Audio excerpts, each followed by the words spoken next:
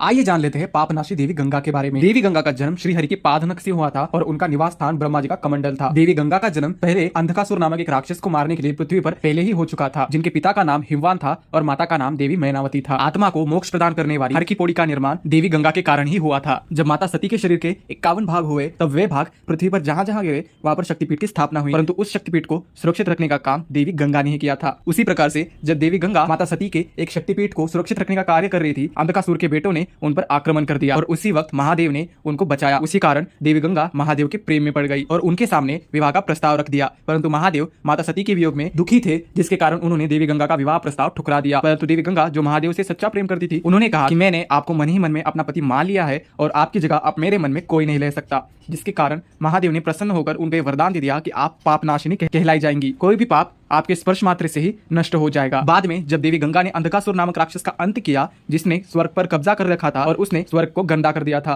जिसकी वजह से देवराज इंद्र ने देवी गंगा को यह आग्रह किया कि वे हमारे साथ स्वर्ग चले और स्वर्ग को पुनः पहले की तरह पवित्र कर दीजिए। परंतु देवी गंगा ने उनके सामने शर्त रखी, वे उनके साथ स्वर्ग जरूर चलेंगी, परंतु जब भी पृथ्वी पर उनका आह्वान किया जाएगा तो वो केवल महादेव के आह्वान पर ही पृथ्वी पर पुनः आगमन होगी। जिसके बाद देवी गंगा स्वर्ग में चली गई और कुछ वर्ष बाद राजा हिमवान और देवी मैनावती के घर एक सुंदर कन्या ने जन्म लिया, जिनका नाम था देवी पार्वती। फिर माता पार्वती का और महादेव का विवाह हुआ और कुछ वर्ष जाने के बाद राजा भागीरथ, जो वर्षों से पीढ़ी दर पीढ़ी अपनी तपस्या कर रहे थे, उनकी तपस्या फलित होने का समय आ चुका था। राजा भागीरथ को देवी गंगा ने दर्शन दिए और उनसे कहा कि आप महादेव से प्रार्थना कीजिए, क्योंकि मैंने प्रण लिया है कि जब तक महादेव मुझे आह्वान नहीं करेंगे पृथ्वी पर आने के लिए, तब तक मैं पृथ्वी पर नहीं आऊंगी। तब राजा भागीरथ ने महादेव का आह्वान किया, जिसकी वजह से महादेव ने देवी गंगा का आह्वान किया, परंतु देवी गंगा अहंकारवश ये सोच बैठी कि पृथ्वी उनका वेग सह नहीं पाएगी, जिसकी वजह से महादेव ने देवी गंगा को अपनी जटाओं में स्थान दे दिया और वहीं पर उन्हें कैद कर लिया। फिर बाद में देवी गंगा की क्षमा मानने के बाद महादेव ने उन्हें मुक्त कर दिया और उनको अपनी जटाओं में स्थान दे दिया। और जब देवी गंगा का धरती पे अवतरण हुआ, तब देवी गंगा राजा भागीरथ के पीछे पीछे जिस जिस मार्ग से राजा भागीरथ उनको लेकर जाते,